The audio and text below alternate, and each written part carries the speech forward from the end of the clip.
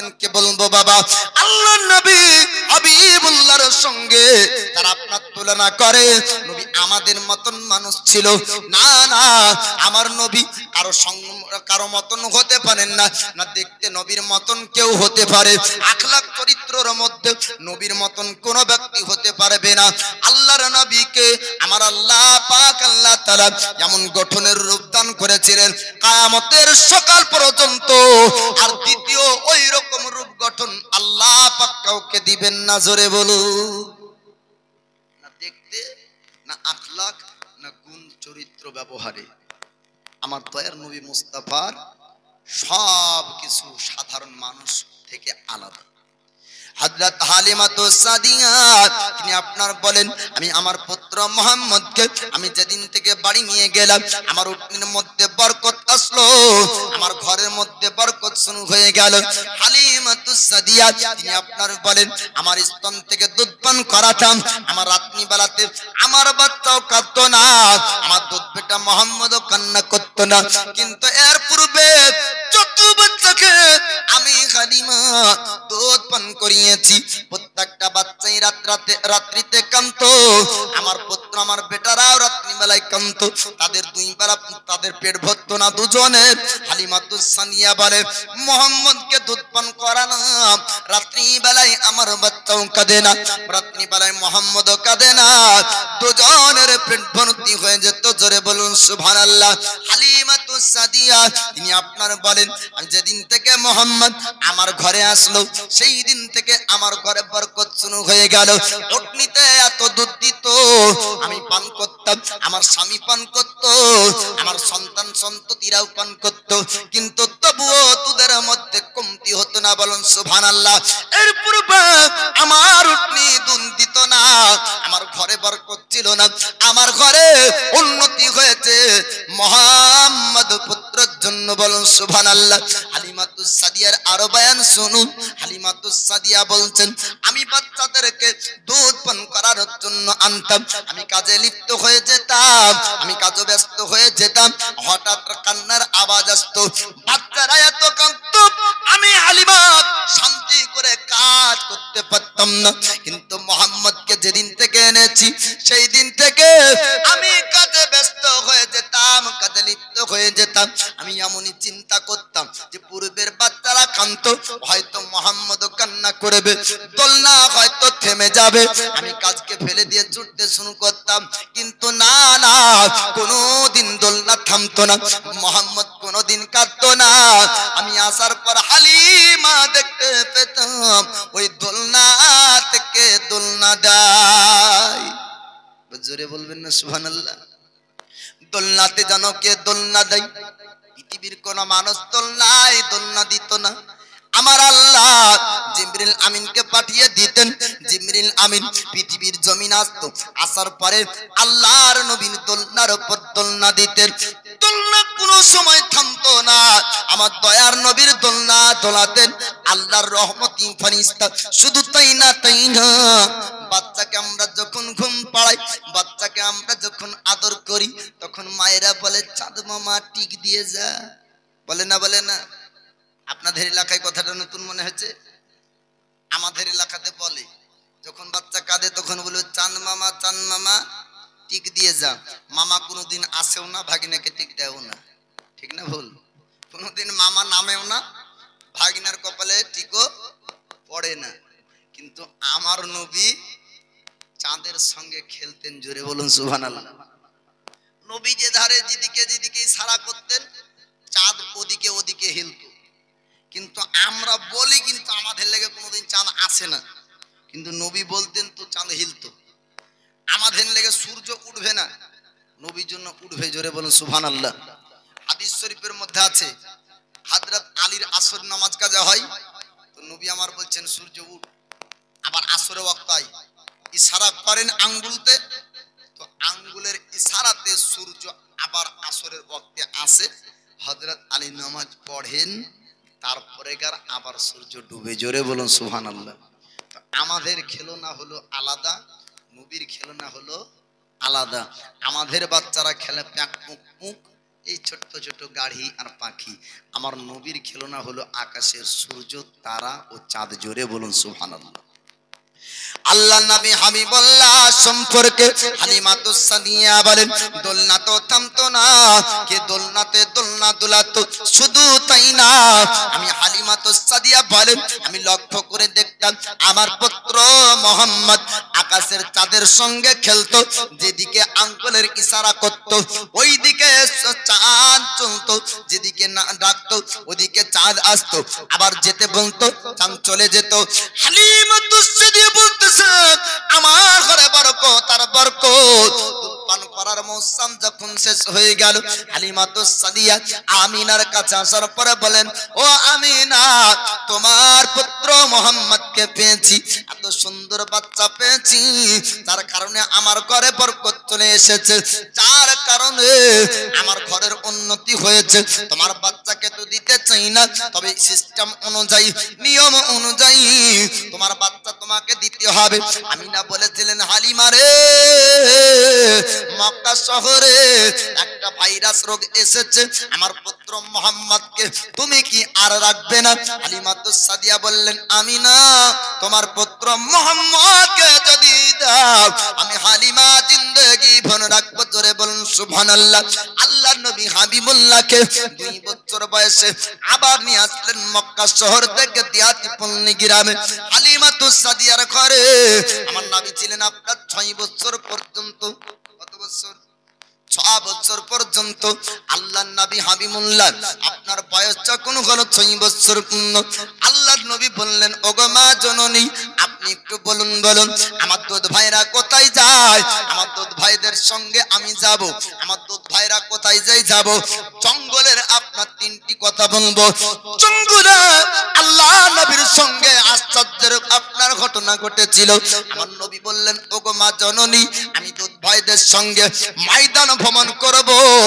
আজ বর্তমান সময়ে নবীর উম্মত দাবিকারী ব্যক্তি, নবীর উম্মত দাবিকারী ব্যক্তি জুব্বা পরিধান করে, আপনার পাগড়ি অথবা টুপি পরিধান করে সোশ্যাল মিডিয়াতে লক্ষ লক্ষ মানুষ, কোটি কোটি মানুষের সামনে বলে আমার নবী নাকি গরু ছাগল চরানো রাখাল। বলে নাউজুবিল্লাহ। না না, আমার আল্লাহ তিনার বন্ধু হাবিবকে এত ভালো আপনার বেসেছেন, দো জাহানের বাদশা করেছেন। আল্লাহ পাক দো জাহানের রহমত করে আমার নবীকে দুনিয়াতে পাঠিয়েছেন। আমার নবী যদি বলতেন, এই দুনিয়ার পাহাড় রে তুই সোনা হয়ে যা, আমার নবীর জন্য সোনা হয়ে যেত। আল্লাহর নবী যদি আপনার বলতেন, দুনিয়ার গাছ রে চাঁদি হয়ে যা, গাছ চাঁদি হয়ে যেত। নবী যদি আপনার কোটিপতি হতে চাইতেন, আল্লাহর নবী কোটিপতি হতে পারতেন। না না, আমার নবী কোটিপতি হতে চাননি, আমার নবী গরিবী জিন্দেগি বেছে নিয়েছেন। আল্লাহ নবীর হাজার হাজার গরিব উম্মত থাকবে, ওই উম্মতের দিকে লক্ষ্য করে আমার নবী গরিবী হালাতটাকে পছন্দ করেছেন। বলুন সুবহানাল্লাহ। ও নবীজি ময়দান ভ্রমণ করতে যাবে, যারা আপনার ছাগল চড়াতো তাদের সঙ্গে এ কথা নিয়ে আপনার নবীকে কিছু আলিম রাখাল বলে। নাউজুবিল্লাহ। বাপ, নবী আমার ছাগল চড়াতেন না, রাখালগিরি করতেন না, নবী আমার ব্যবসা করেছেন, তারপরও ব্যবসায়িক বলা চলে না। জি, তারপরও ব্যবসায়িক বলা চলে না। যেখানে বড় শান, বড় কথা আছে, ওখানে ছোট কেন করবেন? এই ভাষাগুলো হলো ছোট ভাষা, আদবের খেলাফ। এটা তারাই বলবে যারা আদব বড়, ইন্টারন্যাশনাল বিখ্যাত বেয়াদব হবে। মানুষ বলছে যে কি আব্দুর রাজ্জাক বিন ইউসুফ বড় ধরনের বড় মাপের মৌলবী, আর তো এ তো 4 টাকার ইমাম। তো আপনি 4 টাকা দিয়ে ইমাম রেখেছেন, কিন্তু ওর ইমানকে তো 4 টাকার না 6 টাকার আপনি মাপতে পারবেন? বড় ধরনের লেভেল হতে পারে মানুষের কাছে, কিন্তু ইমানের দিক দিয়ে ও হলো 0। এই কিছুদিন আগে বাংলাদেশ বললে ভুল হবে, বিশ্বে জুড়ে যার নাম প্রশংসা, মিজানুর রহমান আজহারি, ও বলছে যে কি নবী ছাগল গরু চড়িয়েছিল, নবী হলো রাখাল। বলে নাউজুবিল্লাহ। ও আজহারি হোক না যেমন সে হোক না কেন, এরকম নবীর সামনে এই শব্দ ব্যবহার করা একজন নবীর উম্মতের জন্য না জায়েজ। যদি নবীর উম্মত না হয় তোর জন্য জায়েজ না জায়েজের প্রশ্নই আসবে না। ও যদি নবী প্রেমিক ব্যক্তি হয় তো ওর জবানে বহু রকমের ভাষা ছিল, নবীকে রাখাল শব্দটা সে বলতো না। আল্লাহ নবী হাবিবুল্লাহ তিনি তিনার মাকে বললেন, দুধ মাকে বললেন, ওগো মা আমি ময়দান ভ্রমণ করব, যারা মেষ চড়াতে যায়, যারা ছাগল চড়াতে যায়, আমি তাদের সঙ্গে ময়দান যেতে চাই। হালিমাতুস সাদিয়া বললেন, ও বেটা মুহাম্মদ, ও আমার বেটা শোনো শোনো, ওই জঙ্গল তোমাকে যেতে দেব না। বাঘ থাকবে, ভাল্লুক থাকবে, ভেড়ভেড়িয়া থাকবে, বড় বড় সাপ থাকবে, হিংস্র জানোয়ার থাকবে, তোমার উপর আক্রমণ করবে, ক্ষতি করে দিবে, তোমাকে ময়দান যেতে দেব না। আল্লাহ নবী তিনি বললেন, মা জননী আপনি চিন্তা করবেন না, আপনি টেনশন করবেন না, বাঘ ভাল্লুক আপনার পুত্র মুহাম্মদের ক্ষতি করবে না। পৃথিবীর জমিনের বাঘ ভাল্লুক, দুনিয়ার পশু পাখিরা তারা আপনার পুত্র মুহাম্মদ সম্পর্কে জানে। হালিমাতুস সাদিয়া তিনি বলতেন, বেটা মুহাম্মদ তবু তোমাকে ময়দান যেতে দেব না। আল্লাহ নবী কয়েকবার যখন বললেন, মা জননী আপনি চিন্তা করবেন না, তখন হালিমাতুস সাদিয়া এবার ময়দান যাওয়ার অনুমতি দিলেন। তিনটি ঘটনা আপনার শুনবেন, জঙ্গলে ঘটে যাওয়া ঘটনা। আল্লাহ নবী হাবিবুল্লাহ একটা জায়গায় আরাম করে, দুধ ভাইরা আপনার বকরি চড়ানোর জন্য জঙ্গলের পাহাড়ের গভীরে চলে যায়। আমার রাসূলুল্লাহ এক জায়গায় আরাম করে, জঙ্গলের বড় বড় সাপ আপনার তারা বের হয়ে আসলো। আসার পরে নবী চেহারা মুবারকের উপর ফনা করে দাঁড়িয়ে যায়। আকাশে মেঘ ছিল না, আকাশে পরিষ্কার ছিল। আল্লাহ নবীর মুখে রোদ না পড়তে দেওয়ার জন্য আকাশের মেঘগুলো আপনার গচ্ছিত হয়ে যায়, সূর্যের আলোকে ঢেকে দেয়। আর সাপগুলো আসার পরে আমার নবীর চেহারার সামনে দাঁড়িয়ে যায়। কেন আপনার সাপ দাঁড়িয়ে ছিল? সাপ কি ছবল মারতে চায়? না না, সাপ তো নবী চিনে। দু পায়া মানুষকে আল্লাহ পাক আশরাফুল মাখলুকাত করে বানালো, সর্বশ্রেষ্ঠ করে বানালো। দু পায়া মানুষকে আল্লাহ উত্তম আকৃতি দিয়েছে, তারপর মানুষ আপনার নবী চিনতে পারলো না। কিন্তু সাপ আল্লাহর পয়গম্বর চিনে, ভাল্লুক আল্লাহর নবী চিনে, আল্লাহর নবী চিনে, ভেড়ভেড়িয়া আল্লাহর নবী চিনে, নাগ নবী চিনে, আপনার বাতাস নবী চিনে, পানি আপনার নবী চিনে, আগুন আপনার নবী চিনে। আগুন সরাব দুনিয়ার কিছুকে জ্বালাতে পারে, আল্লাহর পয়গম্বর জ্বালাবে না। কিতাব আপনার পড়লে বোঝা যায় আল্লাহর একজন পয়গম্বর ইব্রাহিম খলিলুল্লাহকে নমরুদ আগুনে ফেলেছিল। আগুন বলল, না আমি দুনিয়ার সব জ্বালাতে পারি, আল্লাহর নবী আমি জ্বালাবো না। জোরে বলুন। বোঝা গেল আগুন নবী চিনে, বাতাস নবী চিনে, পানি নবী চিনে। জি, পানি চিনে না। যখন মুসা নবীকে বাঁচাবে, হ্যাঁ, বিন দরিয়া বলছে যা দুই দিকে ভাগ হয়ে যা। নবী পার হলো, যেমনই ফেরাউনিরা ঢুকলো, আয় তোকে সাক্ষী দেব। তাহলে পানি নবী বাঁচায়, আগুন নবী বাঁচায়। পানির আগুন নবীর ক্ষতি করেন না, বাতাস নবী ক্ষতি করেন না। নূহ নবীর যুগে যখন পানির তুফান, সবাই শেষ। নূহ নবীর প্রেমিক প্রেমিকা আশিক দেওয়ানারা আপনার নৌকার উপর জীবিত থাকে। জোরে বলুন সুবহানাল্লাহ। আমরা মানুষ নবী চিনলাম না। আল্লাহ নবী হাবিবুল্লাহ আল্লাহর পয়গম্বর এবার আপনার আরাম করে দুটো সাপ ফনা করে দাঁড়িয়ে গেল। ছবল মারার জন্য না, ছবল মারার জন্য না, আপনার সাপ দুটোর ফনা করে আপনার নবী পাকের চেহারার উপর হাওয়া করে। আপনার আকাশের মেঘগুলা আমার নবীকে আপনার ছায়া করে। এবার দুন ভাইরা দেখার পরে আশ্চর্য ঘটনা দেখে ছুটতে লাগলো হালিমাতুস সাদিয়ার কাছে। আর বেটারা যাওয়ার পরে বলল, মা জননী আপনি আসুন আসুন, আমাদের ভাই মোহাম্মদকে বাঁচানো সম্ভব হবে না। এতক্ষণ মনে হয় সাপ ছবল মেরে দিয়েছে। হালিমাতুস সাদিয়া ডাক দিল স্বামীকে, ওগো আমার স্বামী জান আসুন আসুন, আমাদের পুত্র মোহাম্মদকে মনে হয় বাঁচানো যাবে না। এতক্ষণ মনে হয় সাপ ছবল মেরে ফেলেছে। বড় বড় সাপ ফানা করে নাকি দাঁড়িয়েছিল। এবার স্বামী স্ত্রী চড়তে লাগলো। জঙ্গল যাওয়ার পর দেখতে পাওয়া যায় হালিমাতুস সাদিয়া লক্ষ্য করে দেখে আমার নবীর চেহারা মুবারকের উপরে জঙ্গলের জঙ্গলের সাপ ফানা করে দাঁড়িয়ে আছে। হালিমাতুস সাদিয়া জিজ্ঞাসা করে, বেটা মোহাম্মদ, একটু তুমি জানিয়ে দাও এই সাপ কি তোমার ক্ষতি করেছে? সাপ কি তোমাকে ছবল মেরেছে? আল্লাহর নবী বললেন, ও মা জননী, আপনি চিন্তা করবেন না, আপনি টেনশন করবেন না, জঙ্গলের সাপ আপনার পুত্র মোহাম্মদের ক্ষতি করবে না। আমার শরীরে আসার উপর সাপ হাওয়া করছিল। এই সাপ ছবল মারার জন্য না। ওগো মা, তুমি আমাকে চিনতে পারোনি, সাপ আমাকে চিনেছে। সাপ আমার ক্ষতি করবে না। এ সাপ অবলা হতে পারে, কিন্তু এ সাপ নবী চিনে। জোরে বলুন সুবহানাল্লাহ। প্রথম দিনের এক ঘটনা ঘটে গেল। হালিমাতুস সাদিয়ার অন্তরে ভয় আসলো। বলে, মোহাম্মদ শোনো শোনো, আর জঙ্গল যেতে চেও না। আল্লাহ নবী হাবিবুল্লাহ বললেন, ও গো মা জননী, আপনি যেটা ভয় করছেন আপনি ভয় করবেন না, আপনি চিন্তা করবেন না, আপনি টেনশন করবেন না। আপনার পুত্র মোহাম্মদের ক্ষতি জঙ্গলের বাঘভাল্লুক করবে না। হালিমাতুস সাদিয়া বললেন, না না, তবু তোমাকে জঙ্গল যেতে দিব না।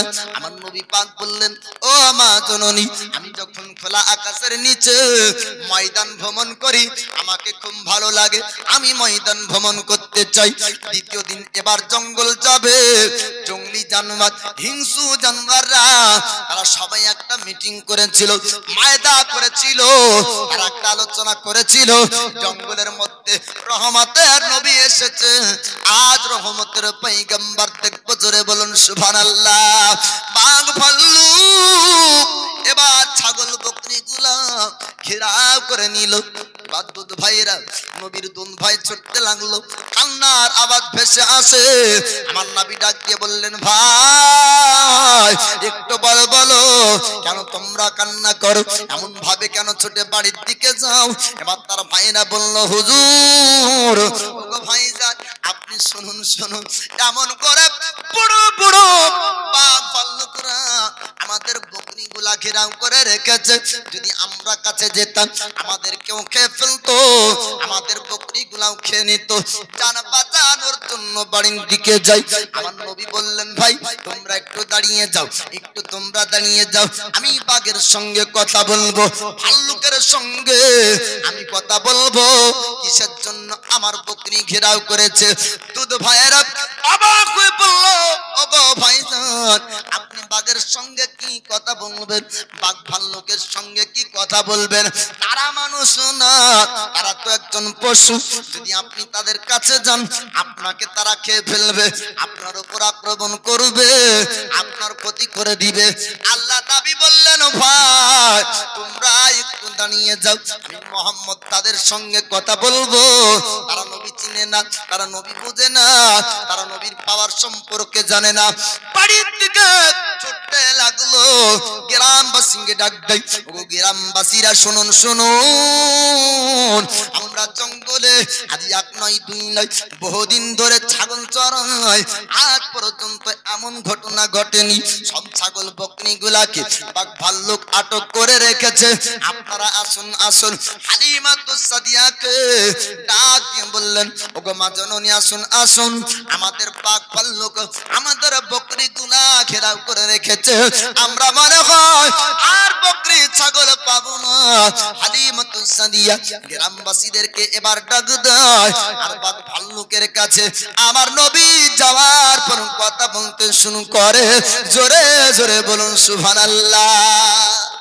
আল্লাহ পাক, আল্লাহ তাআলা সমস্ত পশুর ভাষাকে জানার শক্তি আমার নবীর মধ্যে আল্লাহ পাক দিয়েছেন। সমস্ত জ্ঞানের পণ্ডিত আমার রহমতের পয়গম্বর।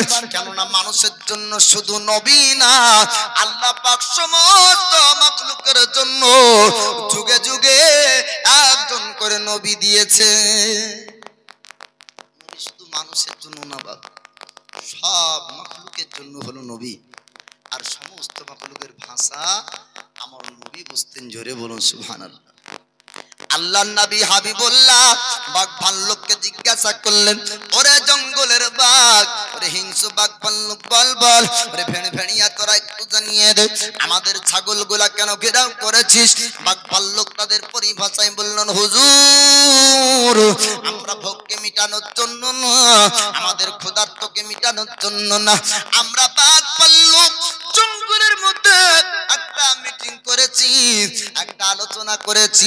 আপনি প্রথম দিন জঙ্গলে এসেছেন, আপনাকে দেখতে যাব মানে চিন্তা করলাম, কিন্তু না না আমরা তখন জঙ্গলে যাইনি, কেননা তখন আমরা যদি যেতাম হরিণ আসতো না, খরগোশ আসতো না, তারা ভয় করতো বাঘ আছে খেয়ে ফেলবে। হুজুর আজকে দেখুন দেখুন আপনার চেহারাকে দেখার জন্য বাঘ ভাল্লুকের সঙ্গে হরিণ পর্যন্ত দাঁড়িয়ে জোরে বলু, হুজুর ইয়া রাসূলুল্লাহ নবী গো আপনার চেহারাকে দেখে বাঘ কোন সময় হরিণের উপর হামলা করে না, হরিণ বাঘ দেখে পালায় না। ইয়া রাসূলুল্লাহ ইয়া হাবিবাল্লাহ নবী গো আমরা জঙ্গলের পশু, আমাদের মনের ইচ্ছা, আমাদের দিলি তামান্না আপনার নূরি চেহারা একবার দেখবো বলে দিদারের একটি বাহানা বানিয়েছি। জোরে বলুন সুবহানাল্লাহ। ইয়া রাসূলুল্লাহ ইয়া হাবিবাল্লাহ নবী গো এই জঙ্গলের কোন বাঘ আপনার বকরি খাবে না, আপনার একটা ছাগল কোন ভাল্লুক ক্ষতি করবে না। হুজুর আপনার নূরি চেহারা দেখেছি, আমাদের দিলের খাওয়া হিস মিটে গিয়েছে, মনের ইচ্ছা পূর্ণ হয়ে গিয়েছে। হালিমাতুস সাদিয়া এবার গ্রামবাসীদেরকে ডাক দিল, ডাক দেওয়ার পর জঙ্গলের মধ্যে প্রবেশ করে। হালিমা লক্ষ্য করে দেখে আমার নবীজি বাঘ ভাল্লুকের সঙ্গে কথা বলে। আল্লাহ নবী হাবিবুল্লাহ বাঘ ভাল্লুকের সঙ্গে কথা বলছে, এটা দেখতে দয়ার নবী মায়ের নবী কথা বলা শেষ হলো, বাঘ ভাল্লুকের আলোচনা শেষ হলো। আল্লাহ নবীকে পশুরা বলে, হুজুর আপনার বকরি একটাও খাবো না, আর জঙ্গলে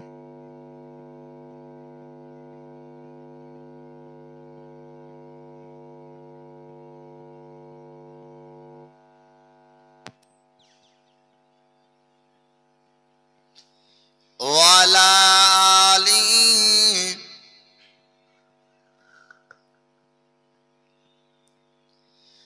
দয়ার নবীজি আমরা তোমায় ভুলতে পারি না,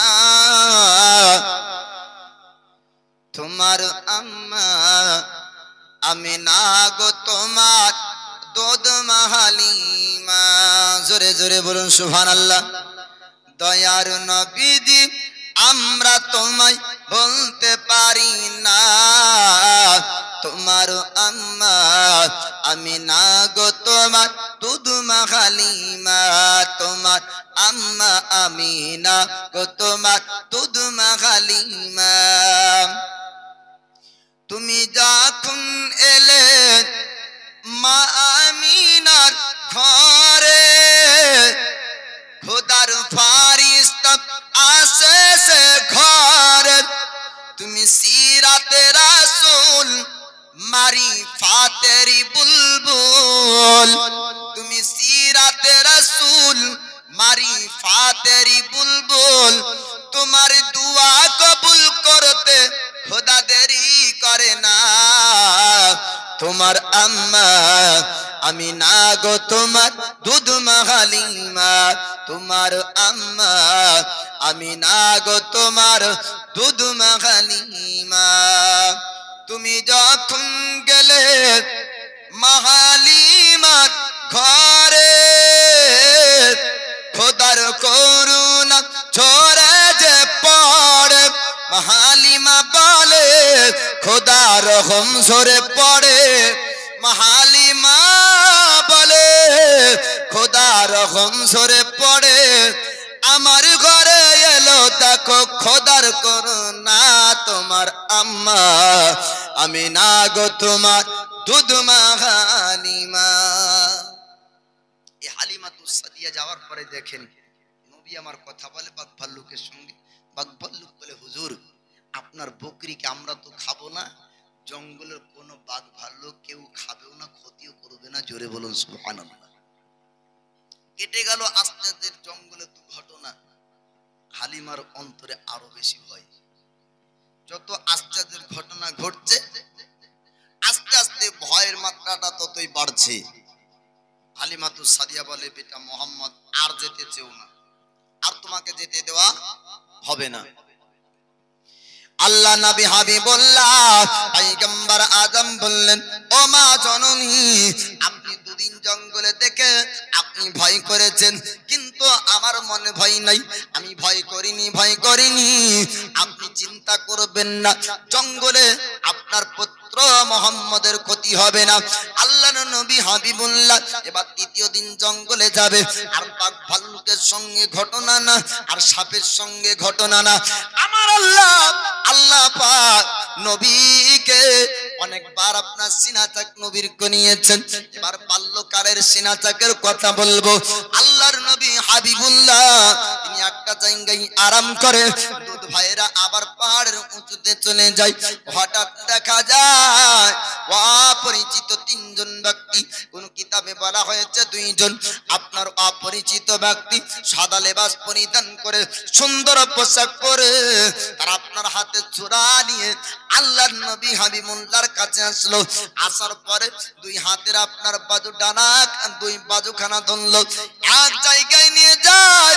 দুধ ভয়েরা দেখার পর তাদের মনে ভয় হলো, তারা ছুটতে লাগে বাড়ির দিকে আপনার যাই। হালিমাতুস সাদিয়াকে বললেন, মা জননী, আমাদের দুধ ভাই মোহাম্মদের কাছে আজকে কোনো বাঘ আসেনি, ভাল্লুক আসেনি, হিংস্র জানোয়ার আসেনি, ভেড়িয়া কেউ আসেনি, আজ এসেছে দুপায়া মানুষ।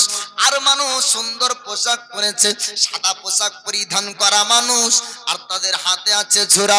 ও মা জননী, আপনি চলুন চলুন, নচেত আমাদের ভাইকে বাঁচানো যাবে না। হালিমাতুস সাদিয়া স্বামীকে ডাকতে দেয়, জঙ্গলের দিকে আর আপনার রওনা হতে লাগলেন। আল্লাহর নবী হাবিবুল্লাহকে এবার ওই আপনার অপরিচিত সাদা পোশাক পরিধান করা ব্যক্তি হাতে ছোরা নিয়ে আপনার এক জায়গায় নিয়ে আল্লাহ নবীকে জমিনের নিচে আপনার শোয়ানো হলো। আল্লাহ নবীর সিনাকে আপনার 6 বছর বয়সে দুই ভাগে আপনার সিনা বিভক্ত করে দেয়। আল্লাহ পাকের হুকুম, আল্লাহ পাকের অর্ডারে কিছু জিনিস বের করলেন, আর আল্লাহ পাক কোন হিকমত ক্ষমতা পাওয়ার আমার নবীর সিনার মধ্যে দান করলেন। বলুন সুবহানাল্লাহ।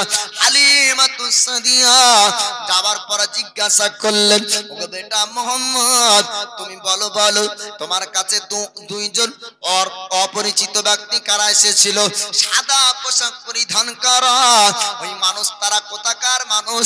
আমার বেটা তারা চিনতে পারে না, আরব দেশের না, কোন জায়গাতে তো তাকে দেখেনি, তুমি একটু বলো বলো, তুমি কি তাদেরকে চিনতে পেরেছো? আল্লাহ নবী হাবিবুল্লাহ তিনি বললেন, ওগো মা জননী, আমার ভাইরা তাদেরকে চিনতে পারেনি, কিন্তু তারা অপরিচিত না, তারা আমার কাছে পরিচিত। আর তারা কোনো মানুষ ছিল না, কোন দেশের মানুষ না, তারা হলো আল্লাহর ফেরেশতা। জোরে বলুন ও মা জননী, তারা মানুষ রূপ ধারণ করে, হাতে তাদের চোরা ছিল, আমাকে একটা জায়গায় রাখলো, আমাকে জমিনে তারা শুয়ে দিল, সিনাকে দুই ভাগে বিভক্ত করলো, ভিতরের কিছু জিনিস তারা বের করেছে, আর ভিতরে আল্লাহর পাঠানো কিছু জিনিস আমার সিনার মধ্যে দিয়েছে, কিন্তু এক ফোঁটা রক্ত জমিনের নিচে পড়েনি। আমার নবী বলছেন, ও মা জননী, আপনি অপরিচিত মনে করছেন, ওরা অপরিচিত না, ওরা হলো আল্লাহর ফেরেশতা। আর নবী বলছেন, ওগো মা জননী, আল্লাহ পাকের কাছ থেকে এসেছিল তার আল্লাহর ফেরেশতা, আর আমার সিনাকে ফেড়ে সিনাকে দুই ভাগে ভাগ করে ভিতরে কিছু আল্লাহর পাঠানো জিনিস কিছু দিয়েছে। জোরে বলুন সুবহানাল্লাহ। বাপজি আমার, নবীর জীবনে এবার হালিমার ঘরে 6 বছর, হালিমার ঘর থেকে 6 বছর বয়সে আমিনার কাছে যাবেন, এবার ওখান থেকে শুনবেন। তবে ওই পিছনের মানুষদেরকে বলবো, ঠান্ডা লাগছে আমি বুঝতে পারছি, জি পৌষ মাসের শেষের দিক মনে হয়, তো এই ঠান্ডার রাত্রিতে আপনারা ধৈর্য ধরে বসে আছেন, আল্লাহ পাক যেন আপনাদের এই বসাকে, আলোচনা শোনাকে কবুল করুক। সকলে বলুন আমিন। মায়েদের এদের অ্যালার্ম একটা ঘড়ি আছে, এদের অ্যালার্ম যদি টিং টিং করে একবার বাজে তো দেখবেন সবাই জেগে যাবে। কারণ কোন অ্যালার্ম?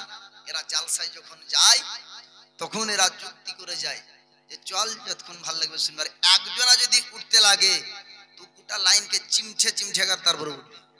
চল না রে ভাই, চল না রে, বলে দাঁড়া একটু, দাঁড়া একটু। তো ও দাঁড়াবে আর কতক্ষণ?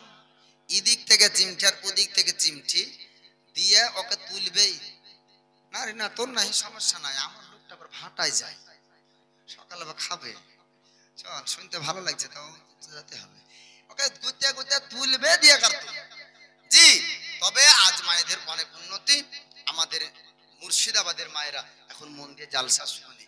আগে গল্প করতো, এখন চেঁচা ভেজা পাওয়া যাচ্ছে না। কারণ এরা জানে যে যদি বেশি চেঁচাস তাহলে শাটার নামিয়ে দিবে, দিয়ে পর্দা দিবে, দিয়ে তখন দেখতেও মলবি পাবি না, ওই ওয়াজ শোনা হবে মোবাইলের মতন। তবে ওরা হুঁশিয়ার, আর চেঁচা ভেবা করে না। ওরা